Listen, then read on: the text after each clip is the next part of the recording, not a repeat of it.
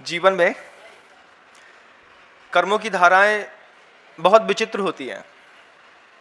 साता और असाता का उदय जीवन में प्रत्येक व्यक्ति के चलता रहता है, प्रत्येक समय चलता रहता है। प्रत्येक समय साता उदय में चलती है, प्रत्येक समय असाता उदय में चलती रहती है।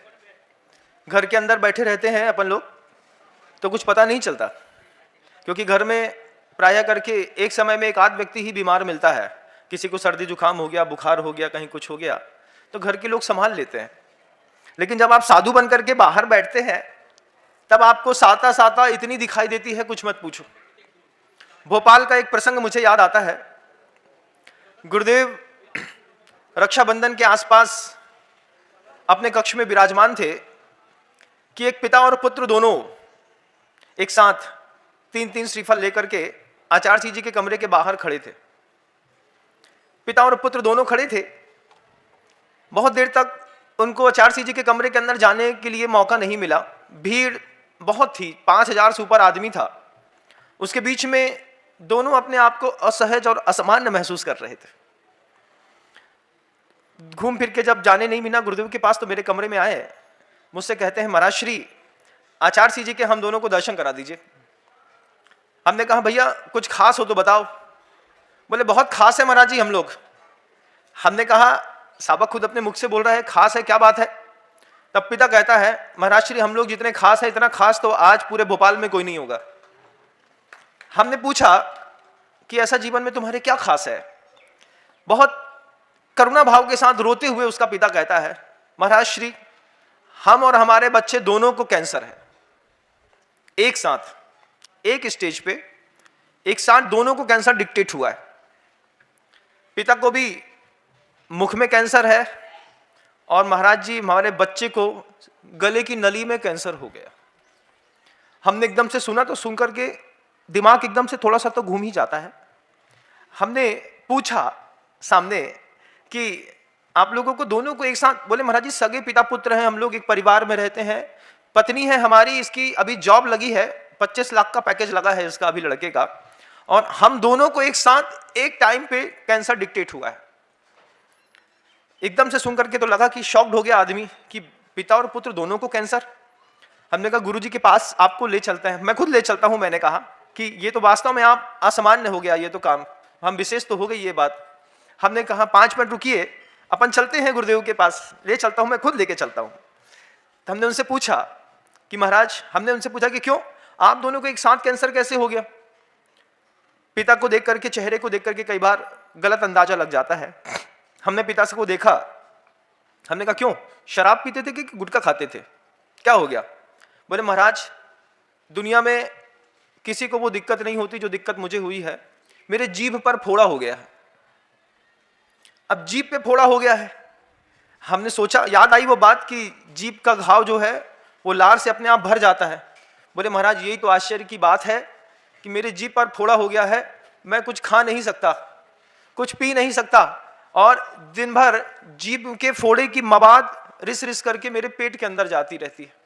जब मैं उसने जीभ दिखाई बाहर तो मैं जीभ उसकी देख नहीं पाया बंधु। बड़ा कष्ट लगा मुझे।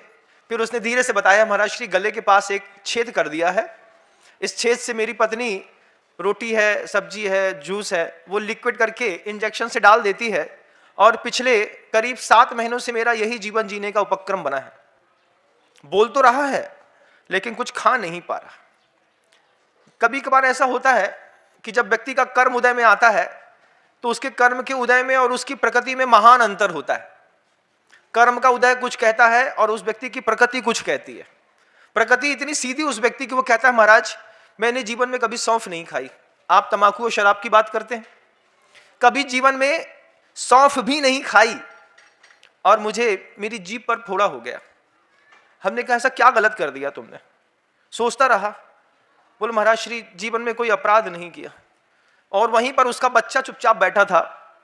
बच्चा चुपचाप बैठा, बच्चे से पूछा तुमको कैसे कैंसर हो गया? बोले महाराज जीवन में कोई पाप मैंने नहीं छोड़ा। पिताजी इतने सीधे हैं कि उनने कभी सौंफ नहीं खाई, और मेरा पाप तो महाराज मैं क्या बताऊं कि जब से मेरा सिम्बोसिस उस स्कूल में सिलेक्शन हुआ था तभी से मुझे लगने लगा था कि मेरा कैंपस सिलेक्शन तो फिक्स है, मुझे 20 लाख रुपए की नौकरी तो मिल ही जाएगी। और दोस्तों की संगति में आकर दुनिया भर का नॉनवेज खाया, शराबे पी, अल्कोहल ड्रिंक्स लिया, सिगरेट पी, तंबाकू खाई। दुनिया का ऐसा कौन सा पाप है महाराज जो मैंने नहीं किया? लेकिन मुझे उम्मीद नहीं थी कि मेरे पाप इतनी जल्दी खिल करके और खुल करके मेरे जीवन का अंग बन जाएंगे। कितनी असामान्य परिस्थिति है बंधुओं, देखिए आप। पिता सौंफ तक नहीं खाता और बच्चा शराब भी पीता है, नॉनवेज भी खाता है, अल्कोहल ड्रिंक लेता है।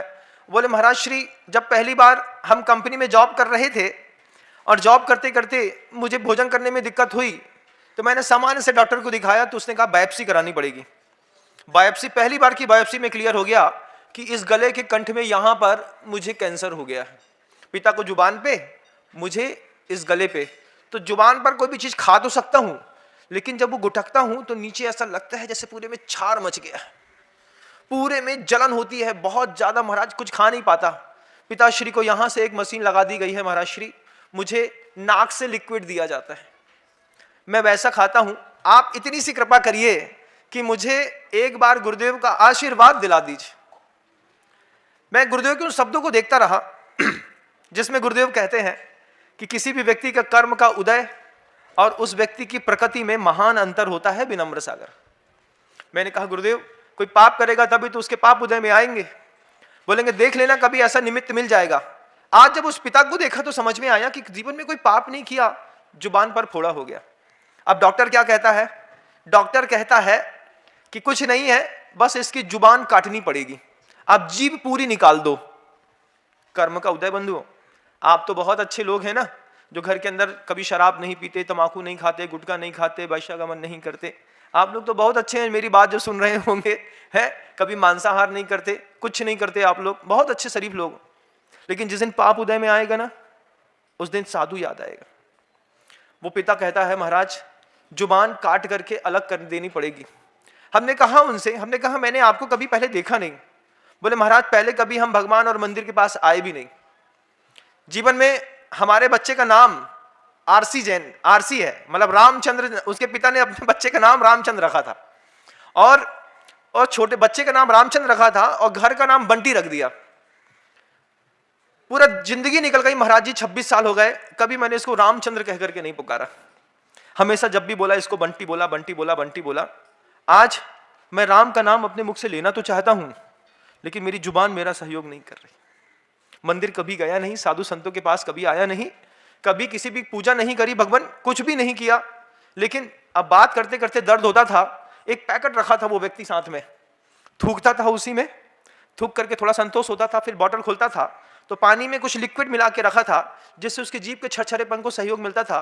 फिर तुतलाती जुबान में, रक्षाबंधन के ठीक एक दिन पहले की बात है, 2016 की बंधुओं, भोपाल की। कैसा कर्म का उदय है संसार में। अच्छे लोग या बुरे लोग, जब पाप प्रकृतियां उदय में आती हैं, कितना भी प्रयास कर लो, कोटि कोटि मुनि जतन कराही, अंत राम कहीं आवत नाही।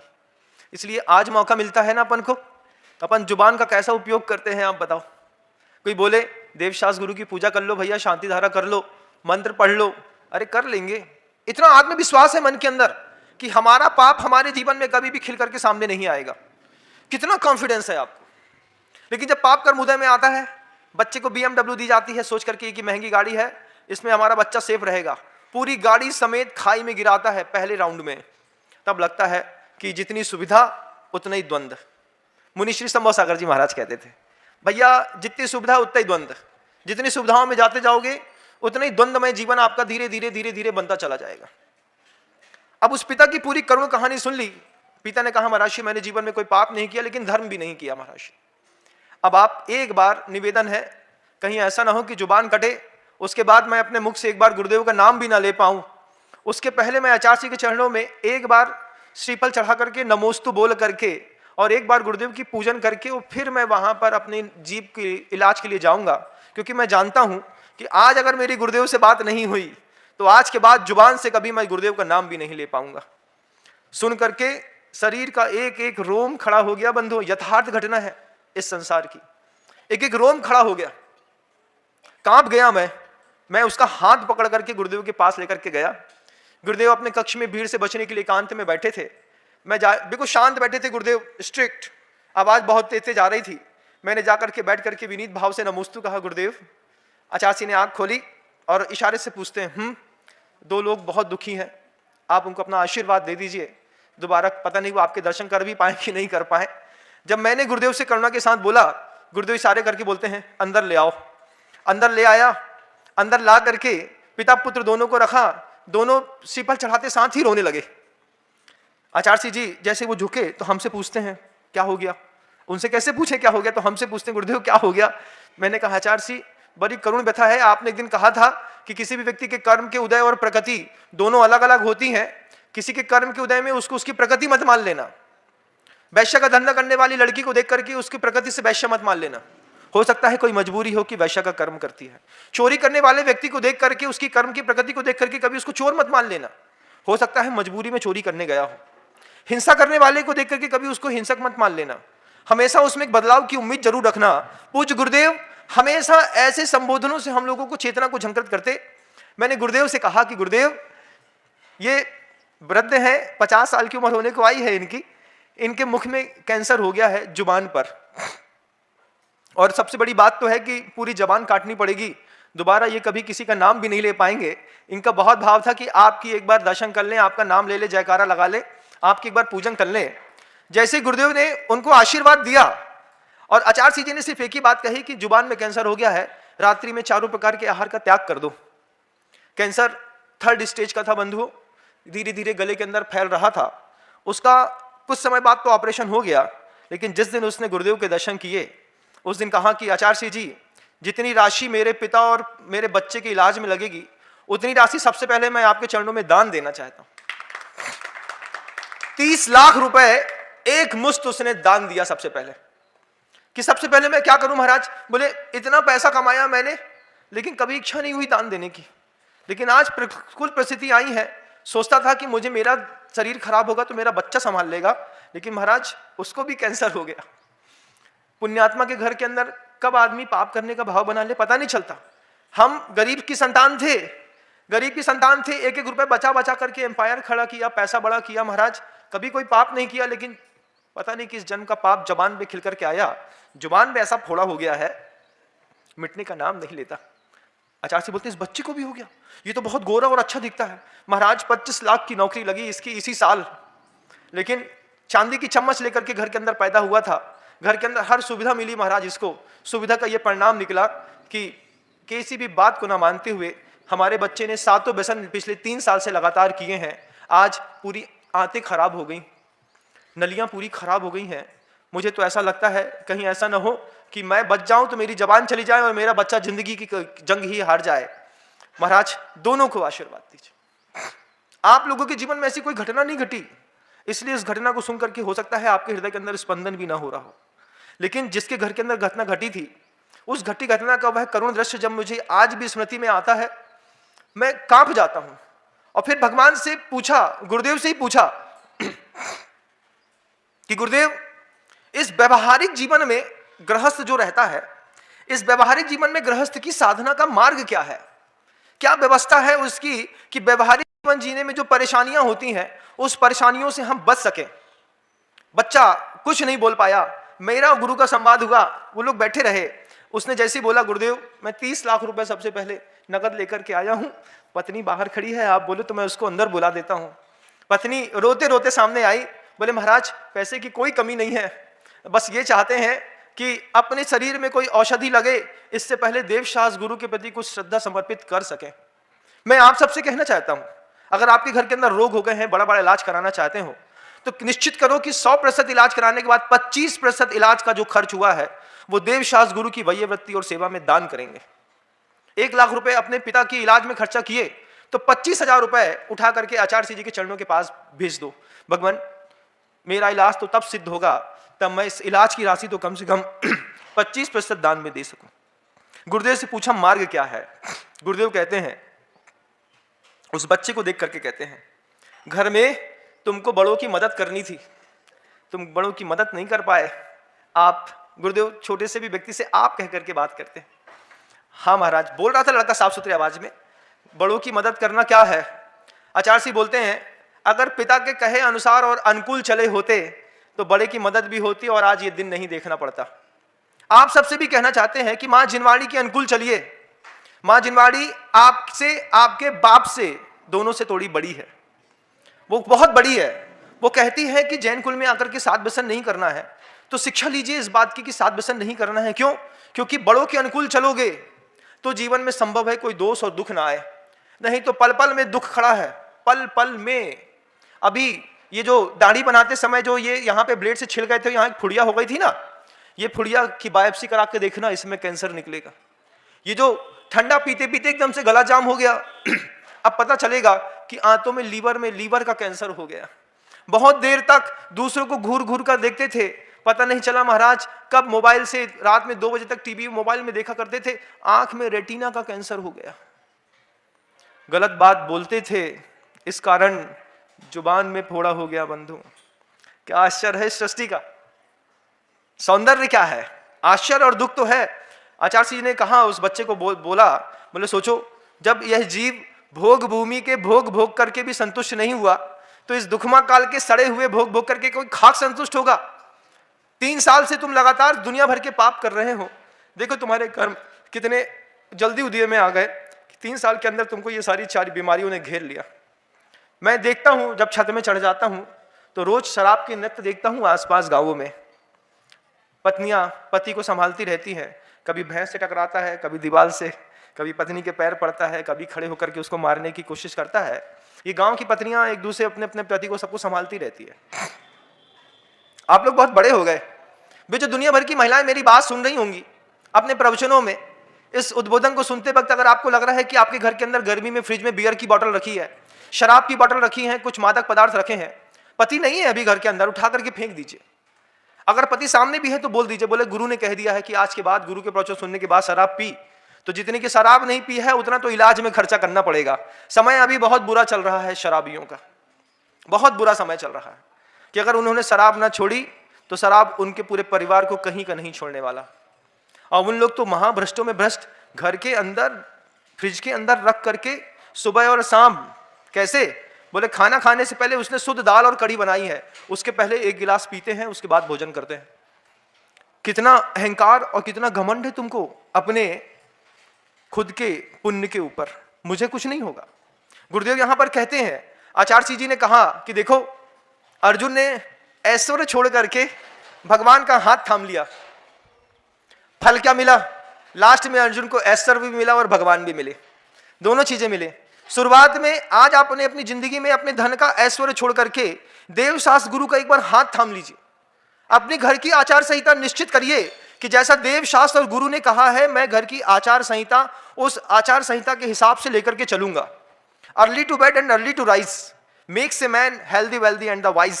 ये जो श्लोक, ये जो आप अंग्रेजी के शब्द बचपन से सुनते चले आए हैं, आज पुनः जागृत करने की आवश्यकता है। पत्नियां घर के अंदर कचरा तो बहुत साफ करती हैं, लेकिन जब तक अपन अपने पति का इस तरीके को बैलेंसिंग करके उनके जीवन से ये दोष भी साफ नहीं कर पाए, घर में खाना बनाना व्यर्थ है। भोजन करा रही हो और फल रहा है पाप। जिस दिन फूटेगा उस दिन पति भी मरेगा और घर का पैसा भी खत्म हो जाएगा। तो महाराज उपाय क्या है? आचार्य जी कहते हैं कि सबसे पहले अपने जीवन के विकास का रहस्य अपने विश्वास में पैदा करो कि हम विश्वास रखते हैं इस बात का कि आज के बाद हमारा पति शराब नहीं पिएगा। अपने अंदर विश्वास पैदा करो। जो लोग पीते हैं वो भी विश्वास पैदा करो इस बात का कि जो लोग कहते हैं कि उसके बिना हम मर जाएंगे, ये सिर्फ मोह है, ये ऐसा भ्रम है कि ऐसा लगता है कि ये चीज नहीं मिलेगी तो हम मर जाएंगे। दुनिया में क्या कुछ नहीं छोड़ा है हमने, आपने बताइए, किसके बिना किसकी जिंदगी कब रुकी है बंधु? क्या शराब के बिना, क्या गुटखे के बिना? वो 5 रुपए का, 10 रुपए का वो राशि खा करके तुम रोज अपने चेहरे पे, जुबान में एक रिस्क लेते हो। पता नहीं कब एक पतली सी पत्ती मसूड़े में कहीं चिपक जाएगी, 30 घंटे तक चिपकी रही, 31वें घंटे में वहां से मवाद निकलेगी, 32वें घंटे में वहां पर कैंसर का फोड़ा दिखाई देने लगेगा। बायोलॉजी के स्टूडेंट होंगे तो समझदार होंगे, मेरी बात को बहुत अच्छे से समझते होंगे। क्या समझते होंगे कि ऑटोमेटिक नर्वस सिस्टम होता है। वो ऑटोमेटिक नर्वस सिस्टम आपकी लाइफ का क्या है कि जिसमें हमारा कंट्रोल नहीं रहता। हम ग्रोथ करना चाहते हैं, कई बार हमारी ग्रोथ रुक जाती है। आपने देखा होगा, ऑटोमेटिक नर्वस सिस्टम है बॉडी का, जिससे हमारे बॉडी में रिपेयरिंग होती है, बॉडी की ग्रोथ होती है, बॉडी को एनर्जी मिलती है, बॉडी हाइपर टेंशन में जाती है, बॉडी का ब्लड प्रेशर बढ़ता है, बॉडी में इंसुलिन ज़्यादा क्रिएट होने लगता है। इन सारी चीज़ों को मेंटेन करना है तो हमको क्या करना चाहिए? प्रश्न तो उठता है ना, उठता तो है। जब पता चले कि शुगर बहुत ज़्यादा बढ़ती है, हमारा 550 रहती है, तो फिर क्या करें? थोड़ा सा मेडिटेशन, थोड़ा सा सुबह उठ करके भक्तामृत स्तोत्र का पाठ, ताली बजा करके नमोकार मंत्र का पाठ, नमो अरिहंताणम, नमो सिद्धाणम, नमो आयरियाणम, नमो वज्रायाणम, नमो लोए सब साहुणम। सुबह सुबह बस इसी टोन में परिवार के सारे लोगों को एक साथ इकट्ठा कर लीजिए। सूर्य के उदय होने से पहले सबको एक घेरा बना करके बैठा लीजिए और 25 मिनट के लिए नमोकार मंत्र का पाठ। सब जितने भी माता है, पिता है, पुत्र हैं, बच्चे हैं, कोई भी है, सुबह सबको सुबह सुबह जल्दी उठा लो। 5 बज गया है, एक वार्निंग बेल घर के अंदर की बजा दो, सबको आ गए। अच्छा, ताली बजाते हुए हाथ जोड़ करके नमो अरिहंताणम, नमो सिद्धाणम, नमो आयरियाणम, नमो वज्रायाणम, नमो लोए सब साहुणम। बस पढ़ना है 25 मिनट रोज सुबह। क्या होगा? ऑटोमेटिकली नर्वस सिस्टम जो है, आपका ब्लड प्रेशर, आपका हाइपरटेंशन, आपके अंदर की होने वाली ग्रोथ, आपके अंदर की होने वाली रिकवरी, इन सारी चीजों को मेंटेन कर देगा ऑटोमेटिकली। इतना सस्ता सा इलाज है। लेकिन क्या करें महाराज, वो एसी का 18 टेम्परेचर रहता है, सुबह 9:30 से पहले नींद ही नहीं खुलती, और फिर 9:30 बजे नींद खुलती है और 7 सीधे पहले एक इंसुलिन टूचो अंदर, और उसमें भी 550 बढ़ गई है, तो फिर हॉस्पिटल जाओ, फिर डायलिसिस कराओ, फिर दुनिया भर की बातें कराओ। इससे अच्छा है कि थोड़ी प्रार्थना करें।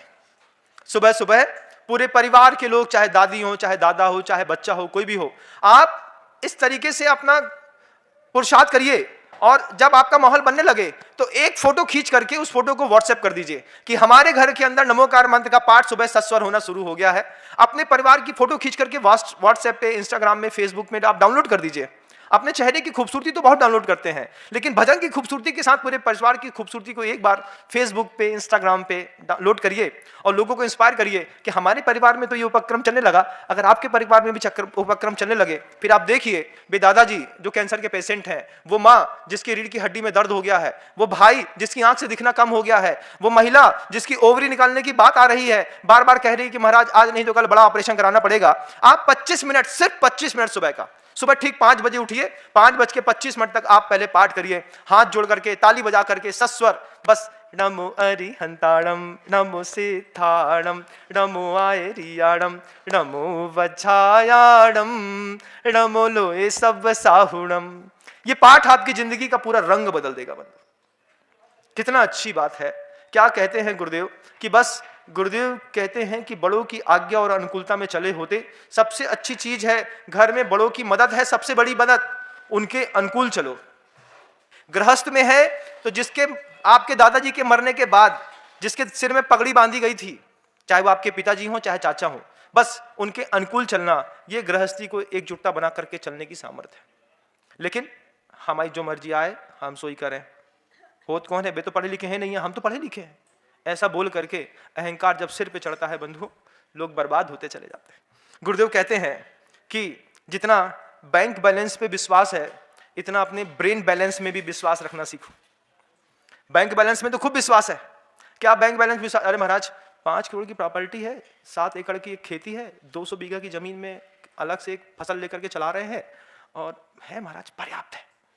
बैंक बैलेंस में विश्वास, अरे ब्रेन बैलेंस में विश्वास रखो। अभी कोई तुमको थोड़ी सी बात में, ब्रेन बैलेंस क्या है कि किसी के उकसाने पर हम कभी भी अपने आप को उकसाएंगे नहीं। कोई ने आकर के तुम्हारे पास आकर के तुम्हारे बारे में या फिर किसी के बारे में कुछ कह दिया, किसी ने उकसाने की कोशिश करी और तुम किसी के कहने पर उकसा गए, अरे तमा गए, हम देखते हैं क्या होता है, कैसा होता है। तुम्हारे थोड़े से ज्यादा विचार करने से तुम्हारे अंदर का जो नर्वस सिस्टम है, जिससे तुम्हारी ग्रोथ हो रही थी, वही ग्रोथ करने वाला जो नर्वस सिस्टम है वो आपके घर के अंदर रोग पैदा कर देगा। तो बैंक बैलेंस से ज्यादा काय का बैलेंस? अरे बोलो ना गांव वालों, ब्रेन का बैलेंस। कि ब्रेन का बैलेंस कैसा कि कोई हमें उकसाने की कोशिश तो करेगा लेकिन हम किसी के उकसावे में आएंगे नहीं। अब ये बेटियां रहती हैं, ये घर के लड़के रहते हैं, टीनेजर्स लाइफ में होते हैं, इनको घर से बाहर के बच्चे उकसाते हैं, लल्लू तू क्या, तू तो मीठा पान खाता है, हमको देख, हम सिगरेट भी पीते हैं और हम तंबाकू का गुटखा भी खाते हैं। पहली बार जब आपके बच्चे ने तंबाकू खाना शुरू किया होगा, उसको किसी ने ऐसा उकसाया होगा। जब किसी पान की दुकान में थोड़ा सा अहंकार मान जब बढ़ रहा होता है तो सबसे पहले शुरुआती दौर में आदमी जाता बोले यार मीठा पान लगा दो। क्यों? क्योंकि तम्बाकू सहन नहीं होती। तम्बाकू आज भी किसी को सहन नहीं होती। मतलब सरलगा और कर्नाटक का जो एरिया है वहां पर तम्बाकू की बहुत बड़ी खेती होती है। पहली बार जब हम देखने गए तो हमने कहा अच्छे पेड़ लहला रहे हैं लेकिन उसमें कहीं पर भी बाढ़ नहीं लगी है। तो उससे पूछा किसान से, क्यों इसमें बाढ़ क्यों नहीं लगी? जानवर घुस जाएंगे, सब खराब कर लेंगे। अरे बोले महाराज तम्बाकू है, ढोर नहीं खाए, ढोर कहां से खाएगा? ढोर नहीं खाता है, आदमी खाता है। आप सोचिए कि आदमी जो है वो तम्बाकू खाता है लेकिन जानवर तम्बाकू का पत्ता नहीं खाता। अब वो जो छोटे छोटे लोग रहते हैं ना, इनका ब्रेन बैलेंसिंग नहीं रहता। अब ब्रेन बैलेंसिंग नहीं रहता, बच्चों के साथ ग्रुप में कोई बच्चा पान के ठेले में खड़ा हुआ, बोले तुम क्या खाओगे? बोले चटनी 120 लगा देना। एक ने कहा रजनीगंधा डाल देना, एक ने कहा 320 डाल दो, इसने कहा 75 डाल दो, एक ने कहा बाबा जाफरानी डाल दो, एक ने कहीं बोला राशि का पैकेट डाल देना, एक छोटे से बोले किमाम चटनी लगा देना। एक शाम से छोटे वाले बच्चे ने कहा कुछ नहीं भैया, एक मीठा पान लगा देना, कतरी काजू की कतरी डाल देना, थोड़ी सी उसमें गुलकंद डाल देना। अब जैसे ही उसने गरी सौंफ गुलकंद की और मीठी चटनी की बात करी, तम्बाकू खाने वाले बोला लल्लू है साला, इतना बड़ा हो गया है अभी भी मीठा पान खाता है। तो क्यों मीठा पान नहीं खाते? नहीं, तम्बाकू वाला खाते। हम देखो, हम जैसे तम्बाकू वाला पान। अब भैया बोले हमसे तो तम्बाकू हजम ना हुई है। बोले तुम हम जानत थे, तुम भला तुम्हारा जेंडर लड़के का दिखाई दे रहा है लेकिन तुम हो तो लड़की ही। अब थोड़ी सी बात में उकसा दिया। अब उकसाने के परिणाम निकला कि वो दूसरे दिन बोलता अरे एक तम्बाकू वाला लगा देना। एक तम्बाकू वाला लगा दिया, यहाँ पे मुंह में फंसाया, थोड़ी देर में एक पीक अंदर गई, चक्कर आकर के ऐसा, गर्मी में पसीना, फिर हापाधापी। फिर क्या है? बोले यार लेकिन मर्द ही खाते होंगे। मर्द नहीं खाते, तम्बाकू गमार खाते हैं भैया, ढोर नहीं खाता। अच्छा इंसान तो शुद्ध भोजन करता है। ये तो पापियों की खुराक है कि जिनके घर के अंदर पुण्य संपत्ति नहीं है, वो तम्बाकू को संपत्ति बना करके दिन भर मुंह में ठूसे रहते हैं। जितने भी लोग दुनिया में तम्बाकू खाते हैं, हम उनसे कहते हैं कि तुम एक गुटखा पूरा ले लो और पूरा उसको पेट के अंदर लील लो, हम तुमको 5,000 रुपए नगद देंगे। तुम 10 मांगोगे, हम तुमको 10,000 रुपए नगद देंगे। तुम बस क्या करो कि जितना गुटखा बनाने वाले ने अच्छा रगड़ा लगा करके गुटखा बनाया, अच्छे से तैयार किया, अब तुम उसको छाटा भी ना मत करो, बस उसको पैकेट खोलो, मुंह में डाल लो, मुंह में डाल करके पूरा चबाओ और पूरा पी जाओ। बोले अरे महाराज इतने में तो उल्टी हो जाएगी, जी मचला जाएगा। जी नहीं मचला जाएगा, पेट की आंतें निकल करके मुंह से बाहर निकल आएंगी। तम्बाकू इतना खतरनाक है। लेकिन आप 20 साल से खाते हैं, 25 साल से खाते हैं, 15 साल से खाते हैं, लेकिन कभी भी आपने तम्बाकू की इतनी सी पीक को अंदर नहीं किया। बस पुच्च पुच्च पुच्च करके पूरी दीवारें रंग दी, रोड रंग दी, नालियां रंग दी, बस ये रख दी। तो क्यों खाना सीख गए? क्योंकि महाराज क्या करें, बचपन में छोटे थे, किसी ने उकसा दिया। अब उकसा दिया तो फिर उकसाने के बाद आदत पड़ गई, अब वो तम्बाकू खाते रहे। फिर परिणाम क्या निकलेगा? जिंदगी में जैसे ही पाप का उदय आएगा ना बंधुओं, यही तम्बाकू, छोटी सी तम्बाकू हल्की सी, जिस दिन उदय में आई ना, उस दिन सीधे सीपर लेकर के हमारे पास आओगे और बोलोगे महाराज बंबई जा रहे हैं दिखाने के लिए, आप आशीर्वाद दे दीजिए। हमने कहा क्यों? जो लड़का थे, अबे नए नए नवाब पैदा भय, 3 साल से तम्बाकू खा रहे थे, तम्बाकू पत्ती चिपक गई, अब कैंसर होगा। अब बताओ, बड़ी मुश्किल है संसार। आचार्य कहते हैं जितना बैंक बैलेंस में विश्वास है, उससे पहले अपने ब्रेन बैलेंस में विश्वास रखो। और दूसरी बात बहुत अच्छी गुरुदेव ने कही। गुरुदेव कहते हैं कि जितना ब्रेकिंग एटीट्यूड पे विश्वास है, किसी ने कुछ भी कहा, हमारा ब्रेकिंग एटीट्यूड है। तुमने हमारी बुराई करी ना, आज के बाद तुम्हारी सूरत भी देखे तो हम पापी, कसम खा ली हमने। तो ब्रेकिंग एटीट्यूड तो है, लेकिन बॉन्डिंग एटीट्यूड नहीं है हमारा। बॉन्डिंग एटीट्यूड क्या है कि यार देखो तुम सही तो कह रहे हो कि हम गलत तो करते हैं, तो लेकिन थोड़ा और अच्छे से बोल देते तो वो धीरे से और समझा देता। कौन सी बात कब कहां कैसे कही जाती है, ये सलीका आता हो तो हर बात सुनी जाती है। अब ये सलीका तो आता नहीं, हम किसी को समझाते भी हैं तो अहंकार की भाषा में या फिर उसको नीचे गिराने की भाषा में। तब नीचे गिराने की सोचते हैं तो आदमी जो है फिर वो पाप नहीं छोड़ता, फिर जीवन भले छोड़ देता है। तो हमारा ब्रेकिंग एटीट्यूड ना होकर के जिस दिन बॉन्डिंग एटीट्यूड हो जाएगा, आप कसम खा लीजिए, दुनिया में 2 लोग निश्चित करिए कि इसकी बात कभी काटेंगे नहीं। घर के अंदर या माँ पिता खड़ा करिए, बाहर गुरु खड़ा करिए, कोई दोस्त खड़ा करिए, लेकिन कोई आदमी ऐसा खड़ा करिए कि जिसके बारे में आपका 100% विश्वास हो कि ये दुनिया में कुछ भी कहेगा, इसकी हम दुनिया में कोई भी बात नहीं काटेंगे। इसने कहा आज से पाप छोड़ दो, छोड़ देंगे, इसने कहा ये कर दो, ये कर देंगे। कोई एक आदमी अपने जीवन में खड़ा करो बंधुओं, कृष्ण के जैसा, कि जिसकी आप बात मान सको। वो संस्मरण जब मुझे याद आया, मुझे लगा कि कैसे कर्म की उदय और प्रकृति में कितना अंतर होता है। आज मन किया कि आपके सामने वो संस्मरण रखूं कि आप भी इससे कुछ सीखें, आप भी कुछ जाने कि पाप करने में आदमी इतना प्रवीण है कि नित्य नए आविष्कार से पाप के जनरेट करता है। लेकिन आज पुण्य की धारा इतनी पतली बह रही है कि पता नहीं कौन सा हल्का सा पाप जीवन में भारी उथल पुथल मचा दे। आपको लगे कि आपके घर के अंदर कई लोगों को हाइपरटेंशन है, ब्लड प्रेशर की शिकायत है, डायलिसिस हो रहा है, घर के अंदर माँ को आंख से दिखाई नहीं दे रहा है, बड़ी माँ का पेट का ऑपरेशन, बड़ा ऑपरेशन बता दिया है। तो अब तक आप घर के अंदर बैठ करके सुबह सुबह 5 बजे उठ जाना है, पूरे परिवार को हाथ जोड़ करके बस नमो अरिहंताणम, नमो सिद्धाणम, नमो आयरियाणम, नमो वज्रायाणम, नमो लोए सब साहुणम, इस तरीके का स्तोत्र पाठ, मंत्र पाठ करिए। ये मंत्र पाठ आपके जीवन में पाप की गति को धीमा कर देगा, धीमा करता है। धीमा करने में यह मंत्र आपका सहायक बने। इन्हीं शब्दों के साथ आपकी समय होने को आया, इसलिए वाणी को विराम दे।